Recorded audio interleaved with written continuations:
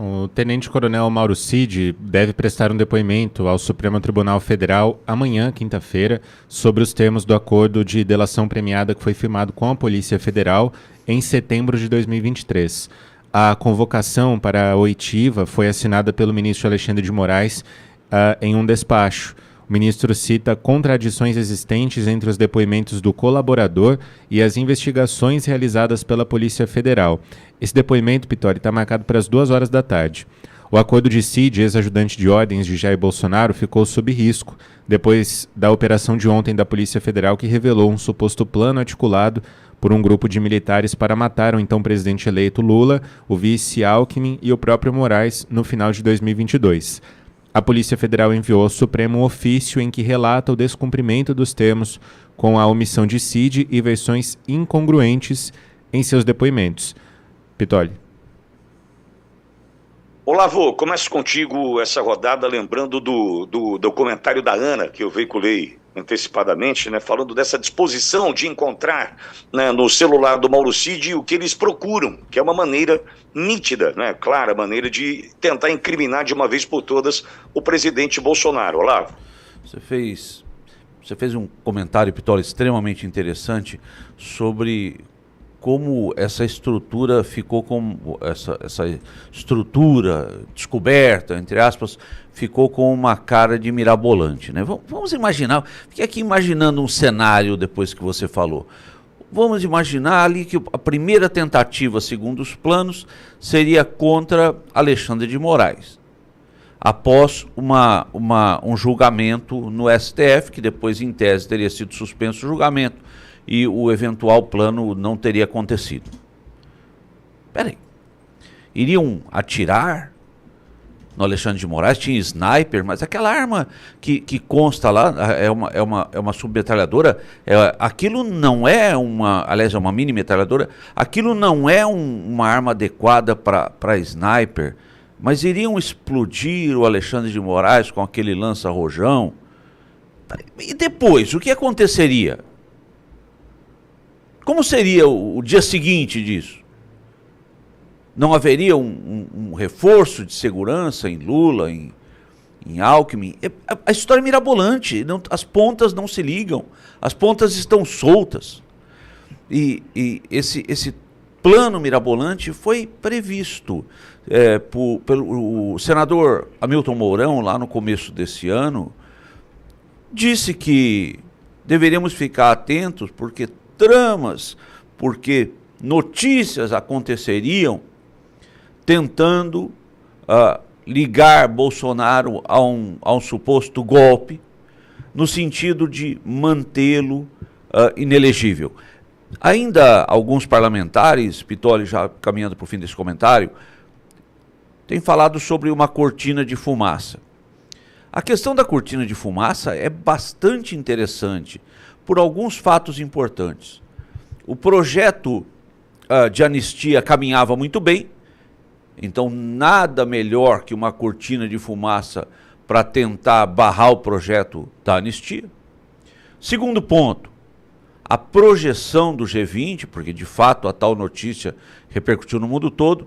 E um terceiro ponto, Lula está há momentos de anunciar o corte de gastos que não ocorrerá no avião, nos móveis da Janja, nos eventos que Janja adora fazer, não ocorrerá nas suntuosidades, não ocorrerá nos gastos para comprar deputados, para comprar membros do Legislativo. Não, os cortes ocorrerão em plano de previdência do Exército, ocorrerão no Ministério do Trabalho, na Previdência Social. Quem vai pagar esse pato? Quem vai perder no Ministério da Saúde? A população. Então há necessidade dessa cortina de fumaça para tentar diminuir as medidas péssimas que o governo Lula tenta tomar e, claro, a tentativa absurda, ao meu ver, ilegal, de manter Bolsonaro inelegível. Pois é, Silvio, esse sem fim, né? Essa maneira sem fim de lidar com esse assunto, né? Tentando de fato encontrar um caminho para incriminar e prender o presidente Bolsonaro, porque o que eu estou vendo é isso, eles não encontraram ainda sucesso na operação. Vejo e vou além, devem estar sendo cobrados pela turma. Imagina o sistema olhando, espera um pouquinho, gente, já financiamos eleição, já entregamos dinheiro, estou falando de Soros, estou falando de CIA, estou falando de governo americano, a gente está falando dessa turma, porque eles têm prazo de validade. Por exemplo, Biden deixa o governo no dia 20 de janeiro. Né? Diante disso tudo, eu imagino a turma cobrando efetividade, cobrando, né, que de fato aconteça o que eles desejam, que é o fim da direita no Brasil, desse Bolsonaro que é contra o sistema. Não tem fim isso não, Silvio? Pitoli, olha só, quem não quer a paz no Brasil? Porque o presidente Jair Bolsonaro, por exemplo, nesse episódio do homem que tirou a própria vida, que se suicidou em Brasília, ele divulgou uma nota sóbria, uma nota dizendo que o clima de tensão no Brasil precisa passar. Agora, o que a gente ouve do outro lado? Do outro lado, ministros do Supremo Tribunal Federal que não deveriam falar da forma como falam, mas todo momento estão dando entrevistas dizendo que o país precisa combater a extrema-direita, os gabinetes de ódio, que há um plano golpista ainda em curso, que alguns comentaristas de emissoras de televisão, eu tenho insistido nesse ponto, disseram não, o 8 de janeiro não acabou. Quem não quer virar a página? Essa é uma pergunta. Quem não quer que o 8 de janeiro acabe? A anistia caminhava bem, como você bem disse, porque o Congresso Nacional entendeu que aquelas pessoas todas que acabaram envolvidas, arrastadas no tumulto do dia 8 de janeiro, a maioria, esmagadora maioria, foi presa ou está presa a uma tornozeleira eletrônica de forma ilegal, que há um abuso na imputação de crimes pelo Supremo Tribunal Federal, que esses inquéritos têm sempre uma figura central que é vítima, investigador, é o delegado, é o juiz, é o perito. A figura do Ministério Público desaparece nesses processos todos do dia 8 de janeiro. E claro, finalizando esse ponto, sequer o Supremo é o fórum de direito. É a instância onde isso deveria acontecer. Ninguém ali tem prerrogativa de foro, tem mandato parlamentar, por exemplo. Esse é um ponto. Outro lado, eu acho que você traz, um governo fraco, um governo perdulário, que tem a questão dos cortes de gastos no seu horizonte, um governo que não sabe o que fazer com a Janja depois do acidente diplomático que ela proporcionou, sem precedentes, algo gravíssimo, atacou um futuro funcionário do governo americano, Elon Musk, dono de uma plataforma, um governo que chega na América com outra perspectiva para o continente. Então, é toda uma situação, e eles precisam manter isso de pé. A figura do Mauro Cid, eu sempre disse, eu tenho a impressão de que ele tem sido torturado a falar alguma coisa, pressionado a confessar algo que ele não fez. Eu não tenho procuração, eu sequer falei com o Mauro Cid na vida, mas a impressão que eu tenho é essa, com base naquele relato que ele deu para a Veja, que a revista Veja publicou que ele disse isso, textualmente. E aí depois tem aquela coisa, não disse, a delação vale, a delação não vale, há quem diga que ele não deveria ter assinado essa delação, porque o conteúdo é vazio. E aonde é que esse fio termina? De novo nas cortinas de fumaça. Vamos voltar, tem o episódio das joias, tem o episódio das baleias, o presidente teria importunado baleias e por isso poderia ser preso. Há uma insistência de Bolsonaro vai ser preso na semana que vem. Alguns comentaristas chegavam a cravar datas. Não, na semana que vem não passa, ele vai ser preso. A polícia já encontrou elementos. Não temos nada. Não temos nada. Por quê? Porque não há nada para acusá-lo. Quem não quer a paz? Quem quer se manter no poder? E hoje, quem está no poder é um consórcio. Não é só a figura de um presidente reabilitado para estar nesta cadeira, Lula da Silva. Não, é uma corte superior com o amparo de uma mídia que já foi poderosa. E o cidadão já entendeu tudo isso. Pois é, Silvio e Olavo, e eu, no sentido aí que a Ana nos leva, né, do celular do Mauro Cid, desse Fishing Expedition, né, dessa pesca probatória, tentando encontrar ali, agora sim encontramos, né, o que era necessário ser encontrado para prender o presidente Bolsonaro, no celular do Mauro Cid, eu preciso voltar um pouquinho no tempo e mandar um sinal para essa turminha que aí está, que não está disposta a apurar o que nós, do ponto de vista do jornalismo, já fizemos para adiantar a vida de vocês, no que tange às ações de Adélio Bispo. Porque se, de fato, ouvindo a versão do hacker Patrick Brito, nós chegamos, então, à conclusão, a partir da fala e a versão, repito, do hacker, que ele foi contratado em maio de 2018 por um homem chamado Gilberto Kassab. Esse é o nome, eu estou dando o nome aqui, já vou fazer voltar um pouco mais nessa linha do tempo, né, para deixar bem claro aqui o que nós estamos fazendo na condição de jornalistas. Mas vamos lá. Esse hacker traz a versão de que foi contratado pelo Gilberto Kassab para hackear o presidente Bolsonaro, seus filhos Flávio, Eduardo e Carlos, e um cidadão muito humilde, morador do Triângulo Mineiro, morador de Uberaba, esse cidadão chamado Adélio Bispo. E a contratação do hacker se dá em maio de 2018, sendo que o ataque em Juiz de Fora acontece 4 meses depois, ou seja, 6 de setembro daquele ano.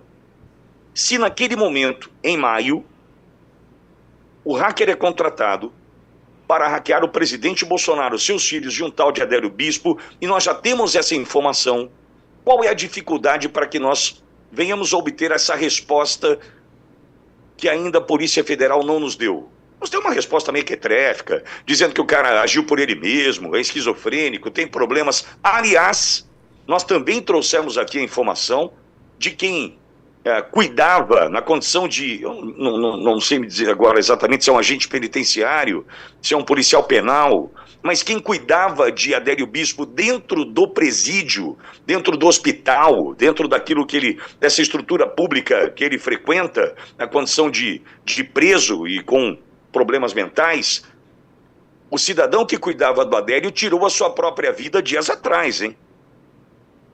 O cidadão que cuidava do Adélio tirou a sua própria vida dias atrás. Um Adélio que tem medo, inclusive, dentro dessa estrutura pública, que eu não sei mais como é que se chama, se é hospital, se é presídio, se é manicômio judicial, não sei como chama isso aí, mas também não vem ao caso, todos já entenderam o que eu estou querendo dizer aqui. O Adélio, a informação que eu tenho é que tem medo de tomar remédio. O que chega, né, em cápsulas, o copo d'água, ele tem medo. Ele sabe por que ele tem medo. Ele sabe porque ele é um arquivo vivo. Todos sabem disso. Então está aqui a Auriverde, mais uma vez, se colocando à disposição das autoridades para que a gente passe este capítulo do Brasil a limpo. Vocês estão dispostos ou não? Posso ajudá-los, né? Nessa história de Fishing Expedition, a gente tem caminhos, inclusive, para dar uma fuçada na história e encontrar passos que antecedem a contratação do hacker, né? Desses que aí estão envolvidos nesse assunto. E fica aqui alguns recados, o apertar o botão do elevador, o pessoal entende tudo o que eu estou dizendo aqui com muita tranquilidade. Ou seja, estou mandando alguns recados. Se você hoje, né, que faz parte dessa estrutura, insiste em tentar fazer com que Bolsonaro vá para a cadeia, a gente também tem outras situações que podem e devem ser mostradas ao longo da nossa jornada por aqui, que vão mostrar que tem outros que merecem estar na cadeia também. Por crimes aí sim, de corrupção, crimes, por exemplo, da contratação de um hacker, de um bisbilhotar a vida de terceiros na tentativa, inclusive, de eliminá-los, porque o sistema tentou eliminar o presidente Bolsonaro, sim ou não? Então, eu não quero que pareça confuso, mas quem me ouve, por mais que tenha aqui alguma mensagem cifrada, já entendeu do que eu estou dizendo. A gente vai até quando assim? A gente vai... Vocês vão agora... É Mauro Cid de novo? Até quando? Se a Polícia Federal, de fato, não nos trouxer a resposta que precisamos com relação ao caso Adélio Bispo, a gente pode contribuir. Converse com Guilherme Derrite, secretário de Segurança Pública do Estado de São Paulo. Ele está municiado dessas informações para facilitar a vida de vocês. Ponto. Avançando. O que a Ana Paula Henkel ontem na Oeste Sem Filtro traz e que me chama atenção, Silvio, Olavo, João e a audiência da Ouriverde, é essa questão envolvendo essa disponibilidade, essa força de vontade de encontrar no celular do Mauro Cid essas informações.